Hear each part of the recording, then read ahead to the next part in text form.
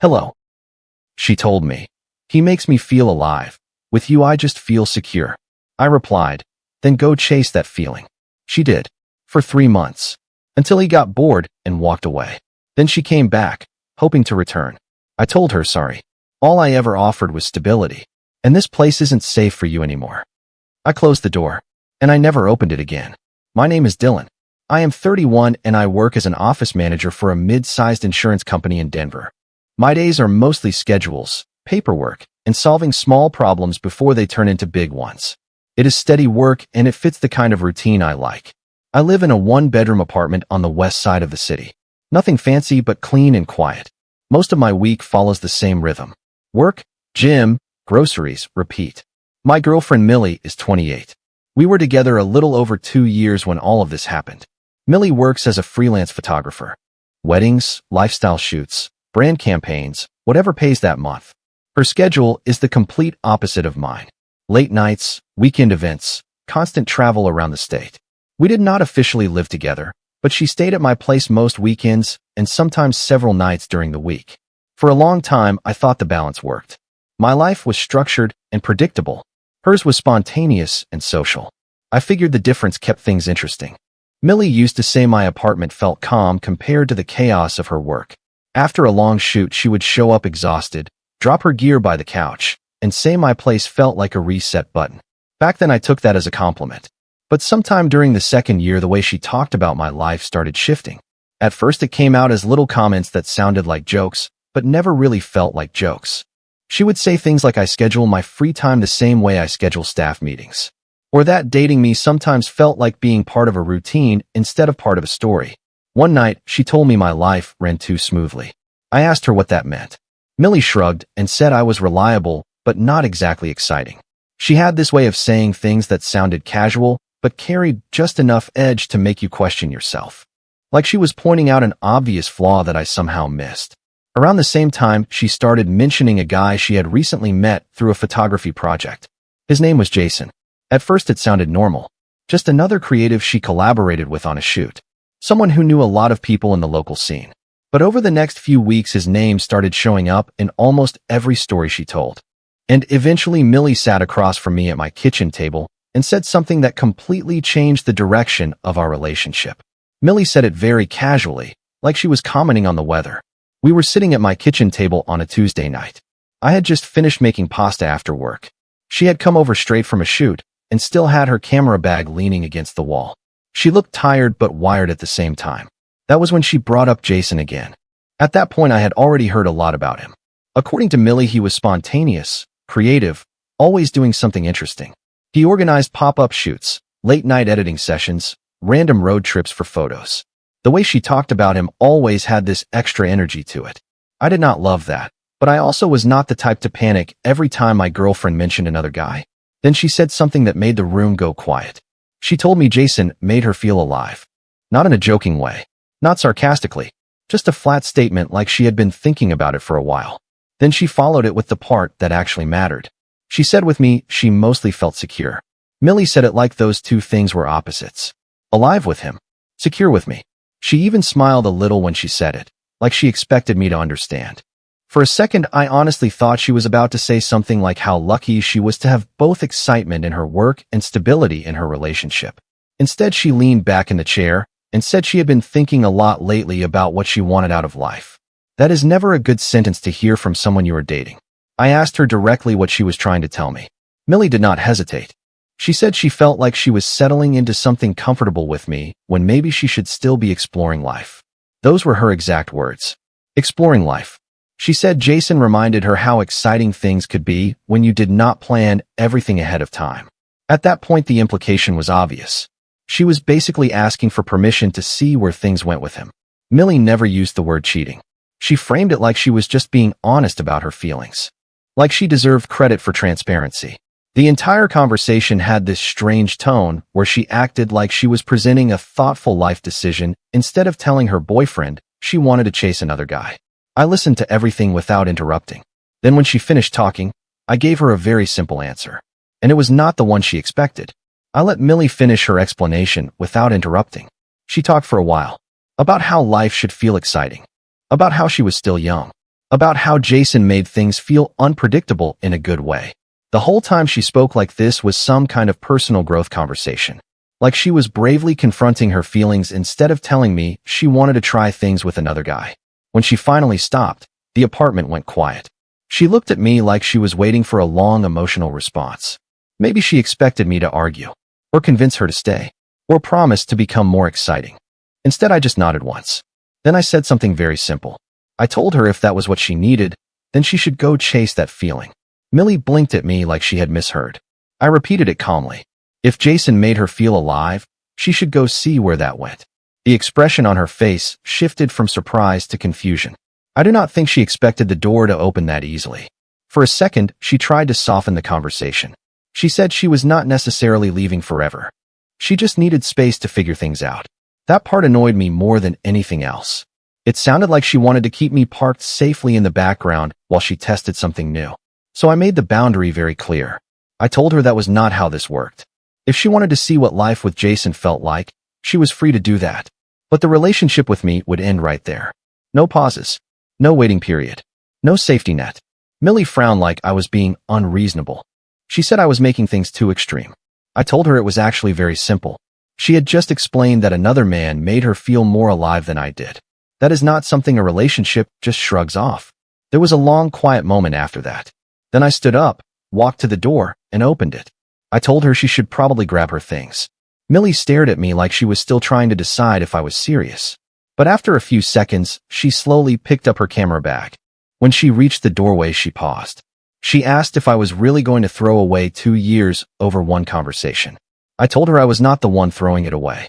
She stepped into the hallway a minute later. And that was the last time I saw her for about 3 months. The first week after Millie left felt strangely quiet. Not painful, just quiet. When you date someone for 2 years, you get used to their presence in small ways. Their shoes by the door. Their random stuff in your kitchen. The sound of their phone buzzing on the couch. All of that disappeared overnight. But honestly, my daily life did not change that much. I still woke up at the same time. Still went to the office. Still handled scheduling, payroll questions, and the constant stream of small issues that come with running an office. Routine has a way of stabilizing things. A few of my friends asked what happened because Millie used to show up at group dinners sometimes. I kept the explanation simple. We wanted different things, and the relationship ended. No long story. No drama. Meanwhile, Millie clearly moved on fast. I know that because about 2 weeks after the breakup, I saw a photo pop up online. A mutual friend had liked it, and the algorithm pushed it onto my feed. Millie and Jason were standing together at some rooftop bar downtown. She had her arm around him, and that big, energetic smile she used whenever she wanted a photo to look spontaneous. The caption said something about late-night creativity and living in the moment. I looked at it for maybe 5 seconds, and then closed the app. That was pretty much the last time I checked anything related to her. Over the next few months, I heard occasional updates through the same mutual friend circle. Not gossip exactly. Just the normal background information that travels when people move in overlapping social groups. From what I gathered, Millie and Jason jumped straight into that exciting lifestyle she talked about. Lots of events. Lots of late nights. Random trips for shoots and parties with other photographers and creatives. Exactly the kind of life she had described at my kitchen table. Apparently, they were inseparable for a while, which honestly made sense. When two people are chasing the same adrenaline, things can feel very intense at the beginning. 3 months passed like that.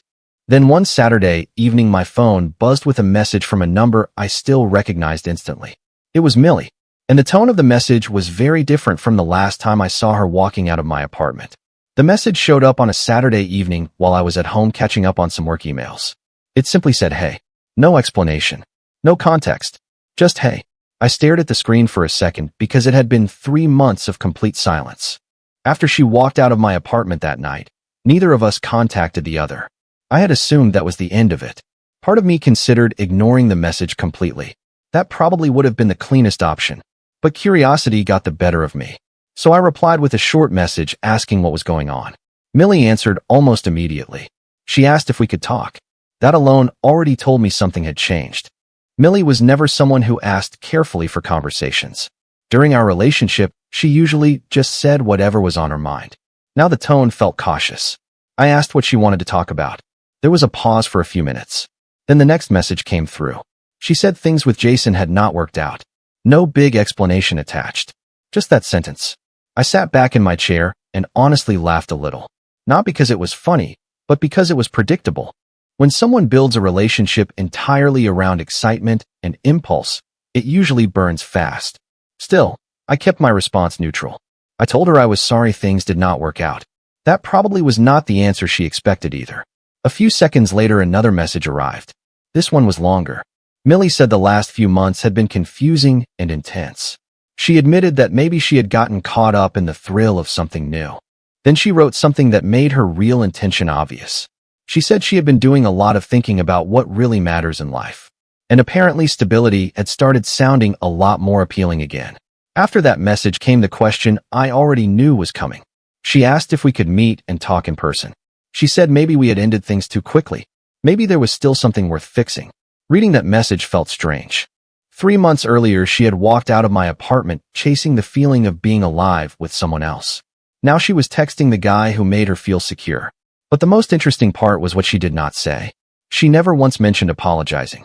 And that told me everything I needed to know about how she still saw the situation. I read Millie's message a few times. Not because it was complicated, just because it confirmed exactly what I expected. 3 months earlier, she had told me another guy made her feel alive, while I only made her feel secure. Now the exciting guy was gone, and suddenly security looked valuable again. Her message kept going. She said she had been thinking about us a lot lately. About how stable things felt when we were together. About how calm life was when she stayed at my place. The way she described it made it sound like she was talking about a comfortable hotel she had checked out of too early. Not a relationship she chose to walk away from. What stood out the most was what she never said. There was no actual apology. No acknowledgement that she had crossed a line. Just a lot of talk about reflection and perspective, and how people sometimes make mistakes when they chase excitement. Then she repeated the same request. She asked if we could meet in person and talk things through. Maybe we could rebuild something. Maybe we had both reacted too quickly that night. I leaned back in my chair and stared at the message for a while. The funny part was I did not feel angry. Mostly I just felt clear about the situation. Millie had made a decision 3 months earlier. She chose the guy who made her feel alive. That was fine. People make choices. But choices also have consequences. I picked up my phone and typed one final response. I told her I hoped she figured out what she was looking for. Then I added something simple. I said that all I ever offered her was stability, and she had already made it clear that was not what she wanted. After I sent the message, I waited a few seconds. The typing bubble appeared almost immediately. Millie was clearly ready to argue her way back into the conversation. I did not read whatever she sent next. Instead, I opened her contact profile. Then I blocked the number. No dramatic speech. No long explanation. Just a quiet decision that the conversation was already finished. Blocking Millie's number should have been the end of it. At least that was the plan. For about 2 weeks it actually worked that way. Life went back to normal. Work, gym, groceries, repeat. The same routine I had before she decided she needed something more exciting. Then one evening there was a knock on my apartment door. I was not expecting anyone. Most of my friends text before showing up, and my neighbors usually keep to themselves. So the knock already felt unusual. When I opened the door, Millie was standing in the hallway. She looked different from the last time I saw her. Not in a dramatic way. Just tired. The kind of tired you get when a lot of late nights catch up with you at once. She was holding her phone in one hand. The first thing she said was that she thought I might have blocked her. I told her that was correct. Millie gave a small laugh like I had just made some kind of stubborn joke. Then she said she figured it would be easier to just come talk in person. That sentence alone already told me she had not really understood what blocking someone means. She started explaining things before I even responded. According to her, the situation with Jason had fallen apart pretty quickly. She said he was fun at first, but eventually it became obvious he was not interested in anything serious. Apparently, once the novelty wore off, he moved on. She said it like she was describing a disappointing restaurant experience. Then she switched to talking about us. Millie said the last few months had made her realize something important. Stability actually mattered more than she thought. She looked past me into the apartment while she said that, like she already expected to walk back inside. Then she asked if we could start fresh. Like the last 3 months had just been some temporary detour. I listened to everything without interrupting. When she finally stopped talking, I gave her a calm answer. And it was not the one she wanted to hear. I stood in the doorway while Millie finished talking. She had clearly rehearsed some version of that speech before coming over. Words like perspective and realizing what matters kept coming up. According to her, the last few months had taught her a lot. Jason was exciting at first, but unreliable. Too spontaneous. Too chaotic. She said it like those traits had suddenly appeared out of nowhere. Then she looked straight at me and said something that almost sounded like a compliment. She said she finally understood how rare stability actually is. Millie gestured toward my apartment when she said it, like the place itself represented the lesson she had just learned. Then she asked if we could start again. Fresh start. Clean slate. Her words. The way she said it made it clear she believed this was a reasonable request. Like relationships could be paused, tested against other options, and then resumed if the alternative did not work out. I let her finish completely before responding. Then I shook my head. Not aggressively. Just a simple no. I told her the problem was not Jason. The problem was the decision she made 3 months earlier. She had looked at me and explained that another man made her feel alive while I only made her feel secure. That statement does not disappear just because the exciting option failed. Millie immediately tried to reframe it. She said people sometimes need to make mistakes to understand what they really want. I told her that might be true, but mistakes still come with consequences. Then I repeated something I had already told her in my message. All I ever offered her was stability. Back then she made it clear that stability was not enough. Millie frowned and said things were different now. I told her I believed that. But the situation was different for me too. This place was never meant to be a backup plan someone returns to after their exciting option runs out. For the first time since arriving, she looked genuinely frustrated. Like the conversation was not following the script she had expected. She asked if I was really going to throw everything away over one bad decision. Millie stood in the hallway waiting for me to change my mind. You could see it in the way she held herself. Like this conversation still had another phase where I would soften and invite her back inside. She asked again if I was really going to end things permanently over what she called one mistake. I told her it was not one mistake. It was a decision. 3 months earlier, she had looked me in the eye and explained exactly how she felt. Another guy made her feel alive. I made her feel secure. At the time, she clearly believed alive was the better option. So I reminded her of something she seemed to be forgetting. I had not fought her when she made that choice.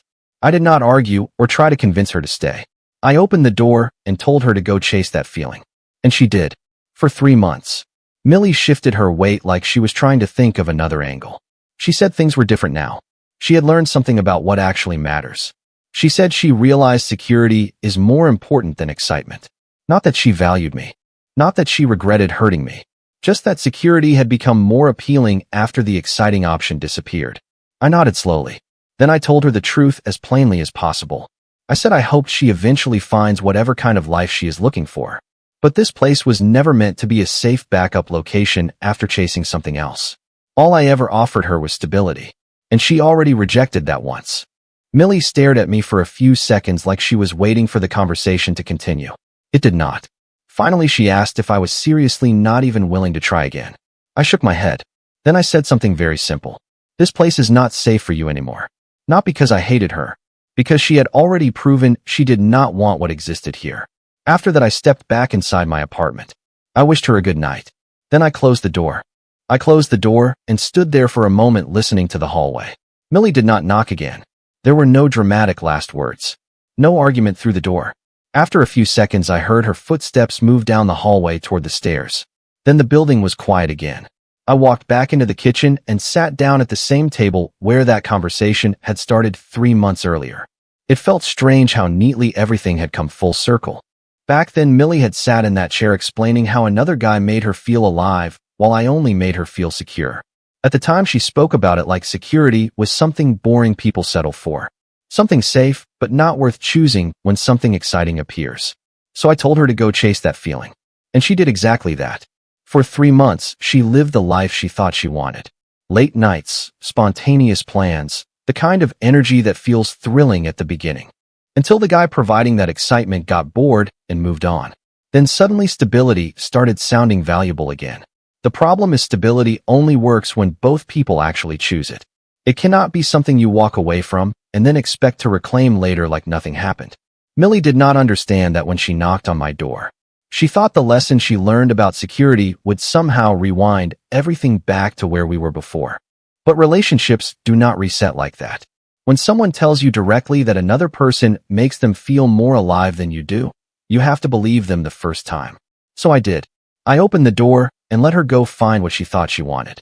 3 months later, she came back hoping the safe option would still be waiting. It was not. And for anyone wondering if I regret closing that door, I do not. Because the truth is simple. If someone leaves you to chase excitement somewhere else, you are not their partner. You are their backup plan. And I have never been interested in that role. Bye-bye.